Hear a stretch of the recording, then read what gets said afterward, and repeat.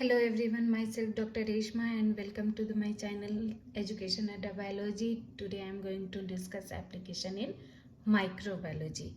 Okay, ये देखेंगे कि माइक्रोबायोलॉजी में क्या क्या एप्लीकेशन होते हैं, माइक्रोबायोलॉजी का क्या क्या एप्लीकेशन होता है और कहाँ कहाँ होता है. ठीक है, ये बहुत इम्पॉर्टेंट टॉपिक है और शॉर्ट नोट में आता है एग्ज़ाम में, एमएससी में भी आ सकता है और ग्रेजुएशन में भी आता है माइक्रोबायोलॉजी के कोर्सेज में. ओके, तो हम पहला देखते हैं कि पहला एप्लीकेशन क्या है. Microbes in food and dairy technology. ठीक है ना, या इसको कह ले food and dairy use of microbes in food and dairy technology. Microbes in food and dairy industry.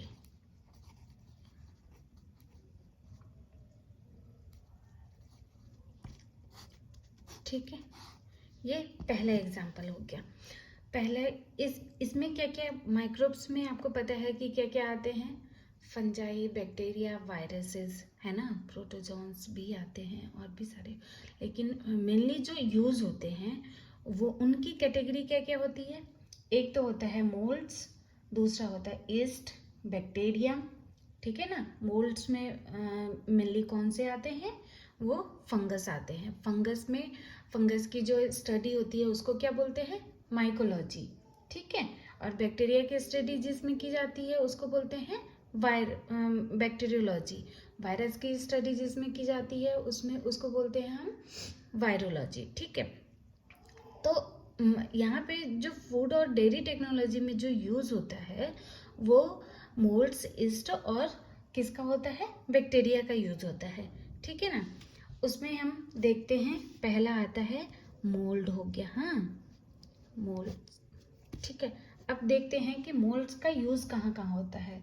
तो वैसे माइक्रो ऑर्गेनिज्म, ठीक है ना, जैसे राइजोपस हो गया, म्यूकस हो गया और बोट्राइटिस हो गया, पेनिसिलियम, ये सब क्या करते हैं कि फूड डेटोरेशन करते हैं. ठीक है, इसमें कुछ मोल्ड्स ऐसे भी होते हैं जैसे एग्जाम्पल में क्या हो गया आपका पेनिसिलिन.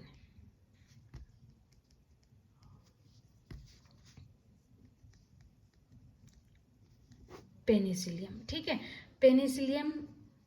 पेनिसिलियम क्या प्रोड्यूस करता है, पेनिसिलिन. ठीक है, पेनिसिलिन प्रोड्यूस करता है. और ये पेनिसिलिन जो है वो क्या होता है, ये एक एंटीबायोटिक है. क्या है, एंटीबायोटिक है. हाँ, और इसको सबसे पहले किसने, अलेक्जेंडर फ्लेमिंग ने इसको इंट्रोड्यूस किया था. एंटीबायोटिक्स के पेनिसिलियम डॉकीफोर्टी से, पेनिसिलियम क्रिस्टोजेनम से ये प्रोड्यूस किया जाता है. ठीक है, इसमें बहुत सारे और भी फूड्स मैन्युफैक्चर्ड होते हैं मोल्ड्स के थ्रू. फूड प्रोडक्ट होते हैं, उसमें भी हम देखते हैं कि बहुत सारे कैटेगरी हैं. एक तो हो गया फिर ripened mould. Okay, ripened mould. ठीक है ना, ये क्या प्रोड्यूस करता है, Rocky forty produce Rocky fort. And दूसरा क्या होता है, Camembert etcetera. Okay,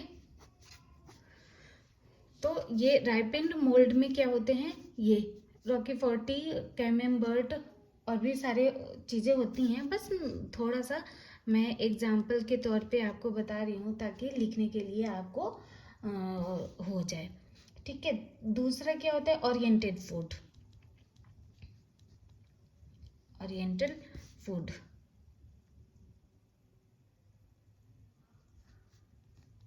oriental food. ठीक है ना, ओरिएंटल फूड में क्या क्या आता है एग्जाम्पल में, सोया सॉस हो गया, मीसो हो गया,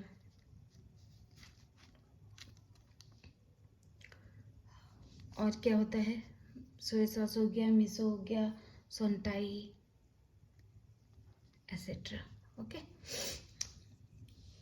अब तीसरा देखते हैं हम। तीसरा किस चीज़ में यूज़ होता है? मेकिंग एंजाइम के रूप में यूज़ होता है मोल्ड का, ठीक है ना, एंजाइम्स। अब एंजाइम में क्या क्या है? एंजाइम में जैसे एमाइलेज, एमाइलेज का यूज़ किसके उसमें होता है? मेकिंग ब्रेड, ठीक है ना, यूज टू मेकिंग ब्रेड। जैसे बैटर जब प्रिपेयर होता है, उसका चाहे ब्रेड जो ब्राउन ब्रेड होता है या फिर वाइट ब्रेड होता है, तो उसमें फर्मेंटेशन का वर्क कौन करता है? एमाइलेज करता है। ओके, जिससे कि ब्रेड फूल जाता है ना, उसके अंदर जो है एयर फिल हो जाती है, वो किसकी वजह से? एमाइलेज की वजह से, ठीक है ना। अब तीसरा क्या होता है?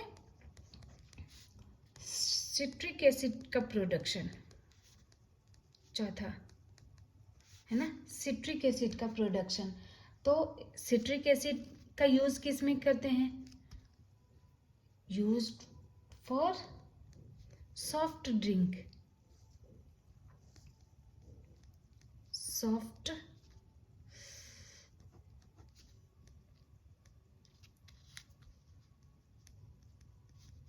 सॉफ्ट ड्रिंक, ठीक है, सॉफ्ट ड्रिंक के लिए यूज करते हैं।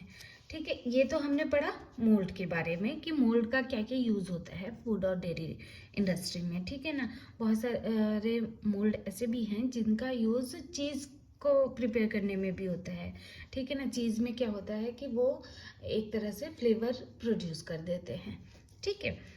अब हम इसमें दूसरा एग्जाम्पल में देखते हैं। पहला तो हो गया मोल्ड, अब दूसरा हो जाता है ईस्ट का, देखते हैं, ठीक है ना। ईस्ट क्या करता है? ठीक है, ईस्ट का जो ये ईस्ट जो है वो भी फर्मेंटेशन का काम करता है, ठीक है ना। किस चीज के फर्मेंटेशन के लिए फर्मेंटेशन करता है? फर्मेंटेशन, ठीक है ना। फर्मेंटेशन करेगा किस चीज के लिए? ये ब्रेड, बियर, वाइन, मैं लिख देती हूँ ताकि आप लोगों को समझ में आए। Bread, beer, wine, vinegar,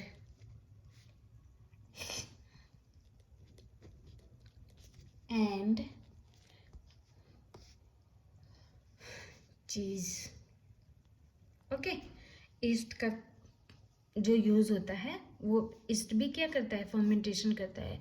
east और भी जगह में यूज होता है, जैसे हम नॉर्मल डेली यूज में भी हम जैसे जलेबी प्रिपेयर बनाते हैं, ठीक है, जलेबी बनाते हैं या पुए बनाते हैं, तो थोड़ी देर तक हम बैटर को भिगो के रखते हैं ताकि उसमें ईस्ट का फर्मेंटेशन हो जाए, जिससे बैटर के अंदर एयर प्रोड्यूस हो जाए और उस एयर की वजह से फिर जो जलेबी होती है उसके बीच में गैप आ जाता है, और इसलिए हम बैटर को जो है वो थोड़ी देर तक भिगो के रखते हैं, ठीक है ना। और वो किसकी वजह से होता है?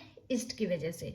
ईस्ट में जो मेनली ईस्ट होता है वो कौन सा होता है? सैक्रोमाइसिस सेरेविसीज होता है, ठीक है ना, जो उसमें फर्मेंटेशन का वर्क करता है, ठीक है।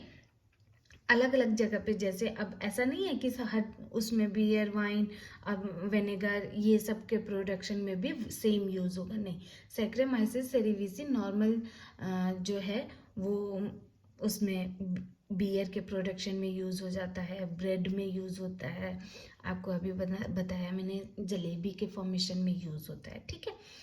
अब हमने इसका देख लिया, ईस्ट देख लिया। अब थर्ड आता है क्या?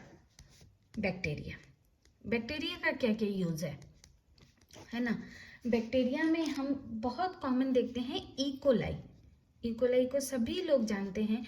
इकोलाई को जेनेटिक इंजीनियरिंग में भी यूज किया जाता है, क्यों, वो भी हम इसमें पढ़ेंगे, लेकिन थोड़ा सा मैं बता देती हूँ। इकोलाई को इसलिए यूज किया जाता है क्योंकि इसका जो डबलिंग पॉइंट है ठीक है ना। जो नंबर ऑफ डेवलपमेंट है इसका, वो मल्टीप्लिकेशन है, वो बहुत ही जल्दी है। इसलिए जल्दी मतलब कि कम टाइम में ये ज़्यादा मल्टीप्लिकेशन करता है, इसलिए इसको यूज़ किया जाता है। विटामिन के प्रोडक्शन के लिए भी यूज़ किया जाता है। और फिर क्या कहते हैं, ये ह्यूमन इंटेस्टाइन में भी नेचुरली होता है, गट्स में, इंटेस्टाइन के गट में होता है ह्यूमन के। और ये नेचुरली B12 का प्रोडक्शन करता है ह्यूमन इंटेस्टाइन में। ओके, किसका? Vitamin B12, vitamin. ठीक है ना, ये बहुत ही कॉमन है। ओके, फिर दूसरा क्या है? लैक्टोबैसिलस। लैक्टोबैसिलस, लैक्टोबैसिलस ये क्या करता है? मिल्क में जो लैक्टेज होता है उसको यूटिलाइज करके और फिर लैक्टिक एसिड में कन्वर्ट कर देता है और कर्ड का फॉर्मेशन करता है। ठीक है, मिल्क से क्या करता है? कर्ड का फॉर्मेशन करता है।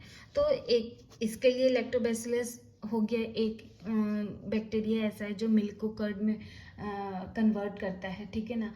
फिर और भी हैं, बहुत सारे बैक्टीरिया है। ठीक है, माइक्रोबैक्टीरियम लैक्टेटिकम जो है वो भी विटामिन का प्रोडक्शन करता है। माइक्रोबैक्टीरियम लैक्टिकम, ठीक है ना, ये भी विटामिन का प्रोडक्शन करता है, प्रोड्यूस करता है। हाँ, ओके। बहुत सारे और भी ऐसे बैक्टीरिया हैं जो क्या करते हैं? शुगर को फर्मेंट करके और लैक्टिक एसिड का फॉर्मेशन करते हैं। ठीक है, जैसे लैक्टोबैसिलस हो गया। और भी बैक्टीरिया होते हैं जो कि जो भी हम सबस्ट्रेट रखते हैं तो उसमें जो शुगर कंपाउंड होता है उसको यूटिलाइज करके और क्या करता है? लैक्टिक एसिड का फॉर्मेशन करता है। ओके, कुछ बैक्टीरिया प्रोडक्शन, जैसे कर्ड बताई दिया मैंने, आइसक्रीम हो गया, वाइन, बियर, ठीक है ना, सिरप, इन सब चीज़ों को फॉर्मेट करते हैं। ठीक है ना। एक और बैक्टीरिया का नाम याद आ रहा है, पायोनी बैक्टीरियम, प्रोपायोनी बैक्टीरियम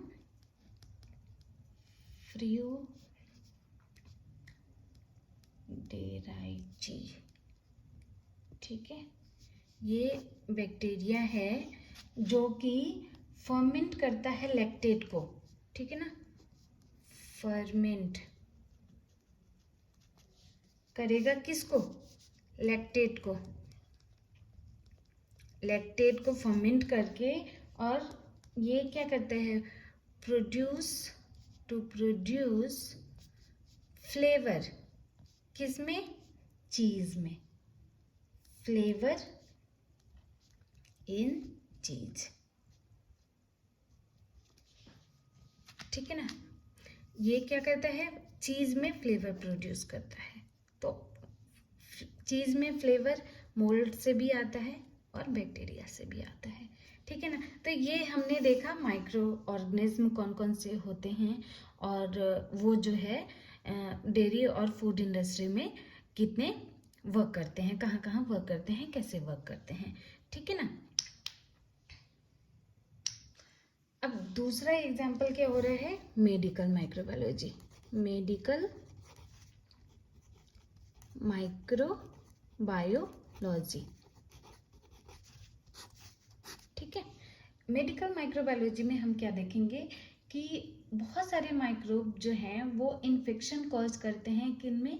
ह्यूमन और एनिमल्स में, बहुत सारे माइक्रोब्स। ठीक है, उसी तरह से और दूसरे तरह से वो एक तरह से ह्यूमन और एनिमल्स के लिए डिजीज भी फ्री करते हैं। वो कैसे करते हैं? उनका प्रोडक्शन, किस चीज़ का प्रोडक्शन करके? जैसे एंटीबायोटिक, हमने क्या देखा कि माइक्रो ऑर्गेनिज्म में से क्या प्रोड्यूस होता है, एंटीबायोटिक्स प्रोड्यूस होता है पहला, ठीक है ना। एंटीबायोटिक्स क्या करता है, एंटीबायोटिक क्या करता है कि ये हर बहुत सारे एंटीबायोटिक हैं और सबके अलग अलग मोड ऑफ एक्शन होते हैं, ठीक है। कुछ एंटीबायोटिक्स जो है वो बैक्टीरिया के जिस बैक्टीरिया के इन्फेक्शन कॉज होता है वो उसके कोई किसी ऐसी चीज़ से जिससे वो इन्फेक्शन कॉज करता है उसके रेगुलेशन को बाइंड कर देता है, रोक देता है, स्टॉप कर देता है। कोई जो है उसकी एक्टिविटी को रोक देता है। तो अलग अलग एंटीबायोटिक उनका अलग अलग मोड ऑफ एक्शन होता है, ठीक है ना। अब उसमें हम एग्जाम्पल में देखा ही हमने एंटीबायोटिक, जैसे पेनिसिलिन हो गया, है ना, पेनिसिलिन, ओके। पेनिसिलिन को पेनिसिलिन किससे प्रोड्यूस होता है वो आपको बता दिया, पेनिसिलियम क्रिसोजेनम से प्रोड्यूस होता है, ठीक है। अब दूसरा विटामिन्स, है ना, विटामिन प्रोड्यूस करते हैं, जैसे अभी मैंने बता दिया कि इकोलाई B12 प्रोड्यूस करता है, ठीक है ना। तो और ये ह्यूमन इंटेस्टाइन में ऑलरेडी प्रेजेंट होता है, इसलिए और B12 ऐसा विटामिन है जो कि एनिमल से ही हमें मिलता है, बाकी नेचुरली प्रोड्यूस होता है, वो आपको बता दिया मैंने, ठीक है ना। एनिमल सोर्स से मिलता है, जैसे मिल्क से, या फिर आपको मीट हो गया, अंडे हो गए, इन सब चीज़ों से मिलता है, ठीक है। तीसरा क्या है, जीन थेरेपी, ठीक है ना। तीसरा क्या हो गया, जीन थेरेपी। जीन थेरेपी में क्या होता है, जेनेटिक जो डिजीज होती हैं उनका ट्रीटमेंट होता है, ठीक है ना। जीन थेरेपी में जो जेनेटिक डिजीज हो गए, जैसे कि किसी के फादर को कोई डिजीज है तो वो सन में चला जाएगा या बेटी में चला जाएगा, तो वो कहलाती हैं जेनेटिक डिजीज, ठीक है ना। तो इसमें क्या होता है, treatment of genetic disease, treatment of genetic disease,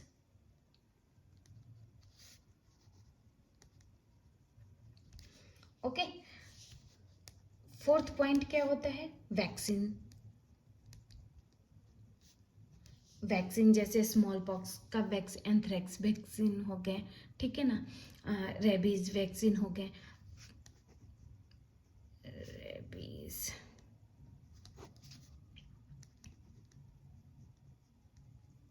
anthrax, ठीक है, स्मॉल पॉक्स, है ना। ये सब वैक्सीन के एग्जाम्पल हो गए। ये क्या करते हैं, जिस भी डिजीज जो डिजीज हुई होती है हमें, उसके अगेंस्ट में, जैसे कि अगर स्मॉल पॉक्स हो रखा है, ठीक है ना, तो वैक्सीन का प्रोडक्शन मैं अदर किसी वीडियो में पढ़ाऊंगी, तब उसमें ज़्यादा अच्छे से समझ में आएगा। अभी बस इतना पढ़िए कि वैक्सीन जो है वो क्या करती हैं कि जो डिजीज़ हमें हुई होती है उसके प्रोसेस को रोक देती हैं, ठीक है। जो पैथोजन होता है उसके लाइफ साइकिल को रोक देती हैं, इनएक्टिवेट कर देती हैं, और उसकी वजह से क्या होता है कि जो पैथोजन होता है उनका आगे को मल्टीप्लिकेशन नहीं होता है, और वो क्या करते हैं कि उनकी ग्रोथ रुक जाती है, और धीरे धीरे हमारी बॉडी जो है उनके अगेंस्ट में इम्यून रिस्पॉन्स क्रिएट करती है, और वो रिस्पॉन्स धीरे धीरे इम्यूनिटी डेवलप करते हैं हमारी बॉडी में, और वो इम्यूनिटी हमें डिजीज फ्री करते हैं, ओके। Is that clear. ये तो हमने मेडिकल माइक्रोबायोलॉजी में पढ़ा, ठीक है। अब थर्ड पॉइंट आता है एप्लीकेशन में, वैक्सीन एंड इम्यूनोलॉजी। जैसे अभी बताया ही मैंने, वैक्सीन एंड इम्यूनोलॉजी, ठीक है ना। अभी मैंने बता ही दिया वैसे तो कि वैक्सीन कौन कौन से होते हैं, ठीक है ना। वैक्सीन क्या करेंगे, एक्टिवेट करेंगे हमारे इम्यून सिस्टम को, हमारे बॉडी के इम्यून सिस्टम को एक्टिवेट कर देते हैं। और सबसे पहले जो वैक्सीन बनाया था, एडवर्ड जेनर ने बनाया था, ठीक है, इनोकुलेट किया था उन्होंने काउ पॉक्स मटेरियल को बॉडी में इनोकुलेट किया था, किस प्रोटेक्ट करने के लिए, स्मॉल पॉक्स से प्रोटेक्ट करने के लिए, ठीक है। लिख देती हूँ, Edward Jenner have inoculate cowpox lesion, cowpox material या लीजन कह लीजिए, lesion to protect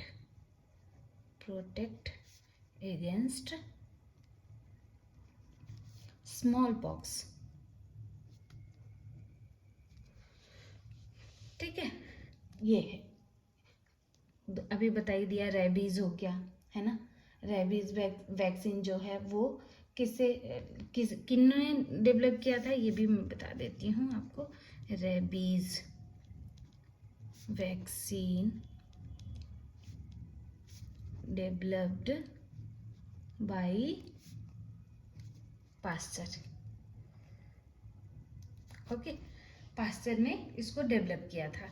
rabies vaccine किसी कुत्तों को काटने की वजह से होता है, ठीक है। अब जो है फोर्थ पॉइंट आता है एप्लीकेशन ऑफ माइक्रोबायोलॉजी में, इंडस्ट्रियल माइक्रोबायोलॉजी,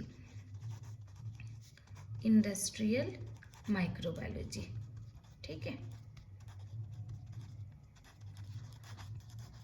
इंडस्ट्री से आपको समझ में आ रहा है कि जो इंडस्ट्री में माइक्रोब्स का यूज़ होगा और उससे जो चीज़ें प्रोडक्शन होगा, जो भी प्रोडक्ट का प्रोडक्शन होगा, उनको बोलते हैं वो किस में आते हैं, इंडस्ट्रियल माइक्रोबायोलॉजी में आते हैं, ठीक है। तो इंडस्ट्री में किस किन चीज़ों का प्रोडक्शन होता है, आप जैसे एंजाइम का प्रोडक्शन हो गया, है ना, एंजाइम का प्रोडक्शन होगा, एमिनो एसिड का प्रोडक्शन होगा, एमिनो एसिड्स, विटामिन्स हो गए, एंटीबायोटिक हो गया,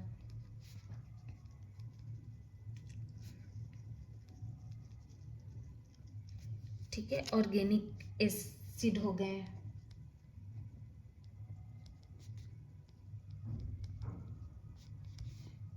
अल्कोहल हो गया,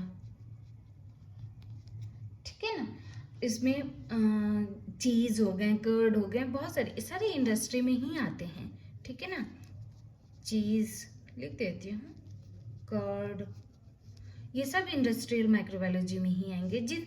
और इंडस्ट्री माइक्रोबायोलॉजी में वो सारी चीज़ें आती हैं जो इकोनॉमिक वैल्यू से प्रोड्यूस की जाती हैं, मतलब पैसे कमाने के लिए, इनकम सोर्स से जो होती हैं वो सारी इंडस्ट्री में आती हैं, ठीक है ना।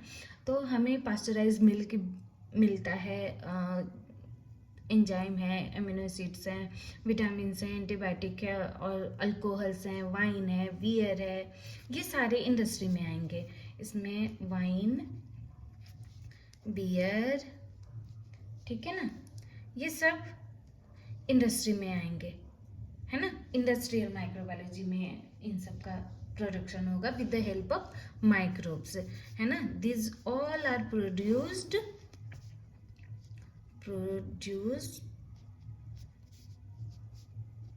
with the help of microbes, okay, with the help of microbes, ठीक है। पांचवा पॉइंट आता है, फिफ्थ पॉइंट आता है, इसमें आता है एग्रीकल्चर माइक्रोबायोलॉजी, ठीक है ना, एग्रीकल्चर माइक्रोबायोलॉजी, ठीक है। एग्रीकल्चर माइक्रोबायोलॉजी में आप देखते हैं कि क्या क्या कहाँ कहाँ यूज होता है। एग्रीकल्चर माइक्रोबायोलॉजी में जैसे ऑर्गेनिक कंपोस्टिंग होगी, ऑर्गेनिक में क्या आएगा, जैसे घास फूस जितने होते हैं वो सब को जो डेटोरिएट करता है, कौन करता है, माइक्रो ऑर्गेनिज्म करते हैं। बहुत सारे माइक्रो ऑर्गेनिज्म, मिथेनोजेनिक बैक्टीरिया होते हैं, उसमें कुछ राइजोबियम बैक्टीरिया होते हैं, बहुत सारे जो एग्रीकल्चर लैंड में अवेलेबल होते हैं, ठीक है। तो वो सारे क्या करते हैं कि वो फर्मेंटेशन करते हैं। एक तरह से फर्मेंटेशन ही होता है जिस जो घास फूस सड़े गले सारी चीज़ों को फर्मेंट करके और उसको कॉम्प्लेक्स मटेरियल से सिंपल मटेरियल में जो ला दे, ठीक है ना, उसको बोलते हैं कि कंपोस्टिंग, ठीक है। कंपोस्टिंग हो गई, उसमें प्रोटोजोन्स भी आ गए जैसे अर्थवर्म्स, है ना। ये सारी चीज़ें क्या करती हैं, बायो फर्टिलाइजर्स बनाती हैं, ठीक है। और ये कुछ माइक्रोबियल पेस्टिसाइड्स भी होते हैं जो एग्रीकल्चर में यूज़ होते हैं, है ना। ये बहुत इम्पोर्टेंट होता है एग्रीकल्चर फील्ड के लिए कि उस अगर ऑर्गेनिक कंपोस्टिंग हो रही है तो ऑर्गेनिक कंपोस्टिंग क्या करती है, वो सॉइल फर्टिलिटी को इंक्रीज कर देगी। लिख देती हूँ मैं, organic composting increase soil fertility. ये सभी जानते हैं, आजकल बहुत ट्रेंड में चल रहा है ये सारी चीज़ें, फर्टिलिटी, ठीक है। सॉइल फर्टिलिटी को इंक्रीज कर देगा। और दूसरा, केमिकल फर्टिलाइज़र यूज़ नहीं होगा तो ऑब्वियस सी बात है कि जो बॉडी में हमारे इनडायरेक्टली ये सब कंज्यूम कौन करता है, ह्यूमन बींग्स करता है।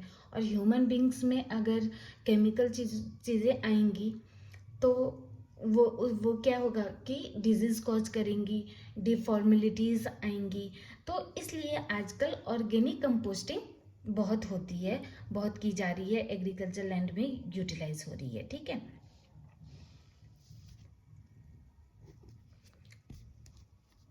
ठीक है ना।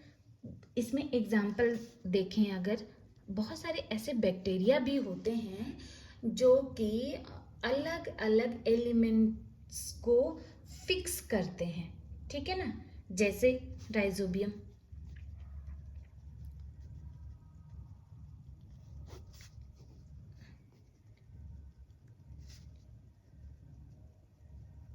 ये क्या करते हैं, राइजोबियम लेगुमिनेसियम क्या करता है कि ये इंटरफिक्सेशन करता है, इंटरफिक्सेशन करता है, ठीक है ना। प्लांट्स में, लेग्यूम्स प्लांट्स में इंटरफिक्सेशन करेगा तो ये क्या करे, ये नेचुरली होता है। तो ये बैक्टीरिया हैं जो कि उस इंटरफिक्सेशन का काम करते हैं और ये नेचुरली होता है, ठीक है ना। तीसरा आता है बैसिलस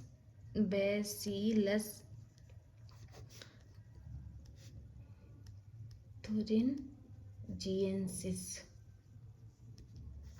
ठीक है ना। बैसिलस थुरिनजिएंसिस क्या करता है, इस बहुत सारे जीएमओ फूड का प्रोडक्शन में यूज़ होता है। ये जेनेटिक इंजीनियरिंग में भी इसका यूज़ होता है और ये जेनेटिक इंजीनियर्ड फूड में आता है।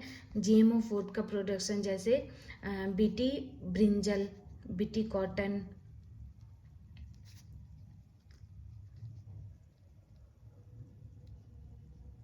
एग्जाम्पल दे रही हूँ, बस शॉर्ट में बता रही हूँ, ठीक है। ये जेनेटिक इंजीनियर्ड फूड का प्रोडक्शन करता है, ठीक है ना। तीसरा क्या होता है, ट्रांसजेनिक प्लांट, ट्रांसजेनिक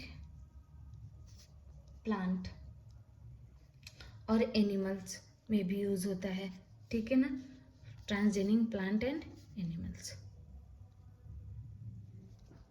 ठीक है। ये सब एग्रीकल्चर में आते हैं। ट्रांसजेनिक प्लांट है तो एग्रीकल्चर में ही आएगा, ठीक है ना।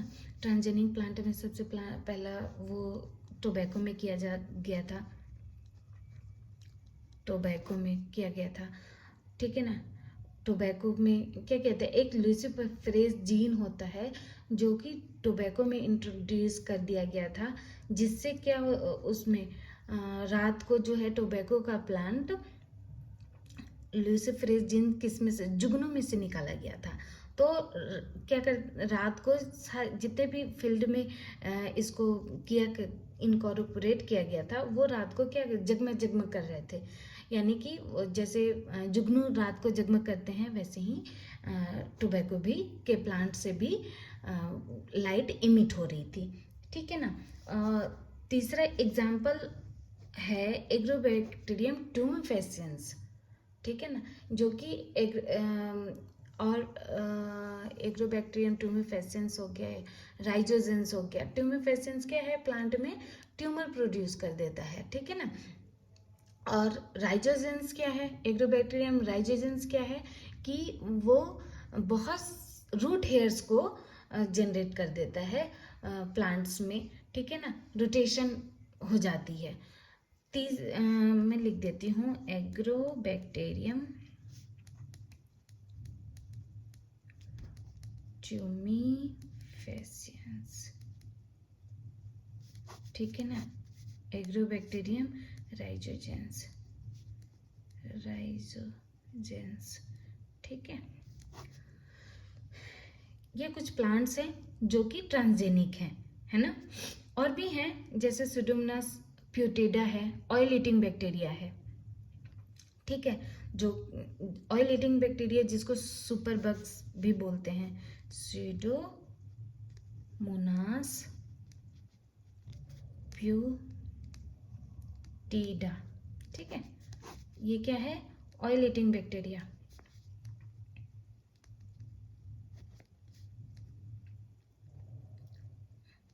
ऑयल ईटिंग बैक्टीरिया है, इसको सुपर बग भी बोलते हैं, ऑल्सो कॉल्ड सुपर बग, है ना।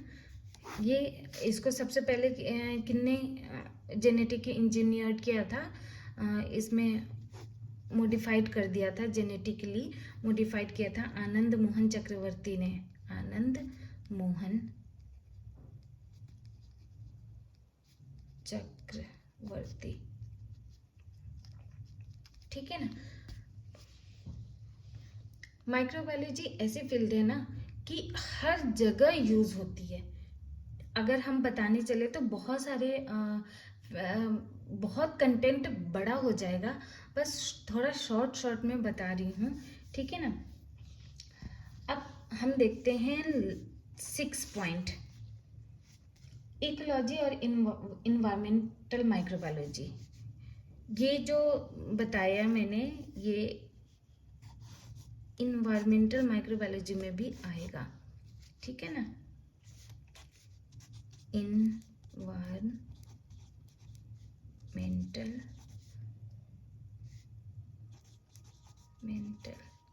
ठीक है ना, इसमें भी आएगा इकोलॉजिकल एंड इन्वायरमेंटल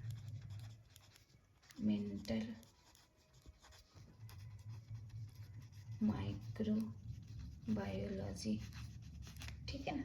इसमें तो ये इसमें यहाँ पे आ जाएगा, क्योंकि ये इन्वायरमेंटल माइक्रोबायोलॉजी में इसलिए है क्योंकि ये इन्वायरमेंट को क्या कर रहा है, शुद्ध कर, प्योर कर रहा है। कैसे, बहुत सारे जो जैसे सी होता है ना, सी में जहाज़ जाते हैं, ऑयल लेके ऑयल का ट्रांसपोर्टेशन होता है, ठीक है ना। ऑयल ट्रांसपोर्टेड थ्रू शिप,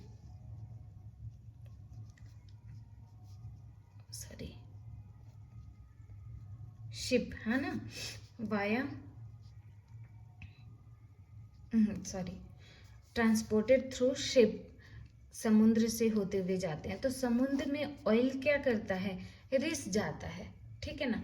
अब वो रिस जाता है तो वहाँ पे क्या करेगा, पॉल्यूशन क्रिएट करेगा, और वो पॉल्यूशन फिर वहाँ पे समुद्र में जितने भी एनिमल्स होंगे, ठीक है ना, लाइक फिश और भी सारे जो भी एनिमल्स होंगे, वो उसको क्या करेंगे, यूटिलाइज करेंगे, और यूटिलाइज करेंगे तो फिर उसमें डिफॉर्मेलिटीज आएगी, वो फाइनली फिर ह्यूमंस पे भी आएगी, इफेक्ट होगा उसका, ठीक है ना। तो वहाँ पे आनंद मोहन चक्रवर्ती ने स्यूडोमोनास प्यूटिडा में क्या किया, अल्टरेशन किया, और उस अल्टरेशन की वजह से क्या होगा, ये ऑयल ईटिंग बैक्टीरिया कहलाया, ठीक है ना। इसने क्या किया, जितने सरफेस पे, सी सरफेस पे जितने जो ऑयल होते थे, ठीक है ना, उसको क्या किया, ये यूटिलाइज करने लगा, ठीक है ना। और यूटिलाइज करने के बाद क्या हुआ कि जो भी सी सरफेस पे ऑयल स्प्रेड हुई होती थी वो क्या होता था, इसको यूटिलाइज कर लेता था, और तो वहाँ पे वो सी जो है पॉल्यूशन फ्री, ऑयल फ्री हो जा रहा था, ठीक है ना। तो इसका इन्वायरमेंटल माइक्रोबायोलॉजी में भी यूज हो गया, ठीक है। कुछ जैसे अभी बताया मैंने कि एग्रीकल्चर और इन्वायरमेंटल लगभग सेम है, कि इसमें बहुत सारे बैक्टीरिया ऐसे होते हैं जो कि क्या कहते हैं, ऑक्सीजन, कार्बन डाइऑक्साइड, है ना, फिक्स करते हैं।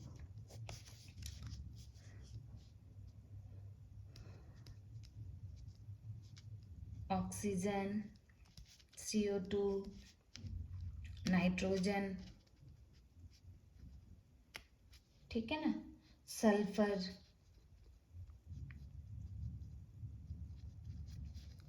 फास्फोरस, इन सबको फिक्स करते हैं नेचुरली। तो इसलिए इन माइक्रोब्स का एक इन्वायरमेंट में बहुत इम्पोर्टेंट रोल होता है और बहुत इम्पोर्टेंट रोल प्ले करते हैं। Okay,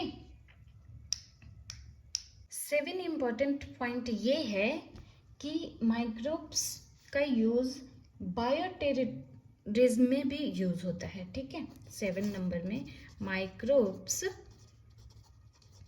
used in bioterrorism, okay, bioterrorism में यूज होता है। अब बायोटेररिज्म में एज अ वेपन यूज होता है, ठीक है ना, एज अ बायोलॉजिकल वेपन।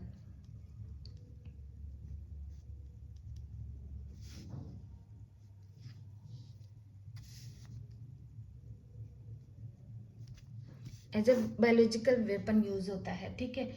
वो कैसे यूज होता है, ये क्या करता है, बायोटेररिज्म ये क्या करेगा, डिजीज रिलीज कर देता है, ठीक है ना, डिजीज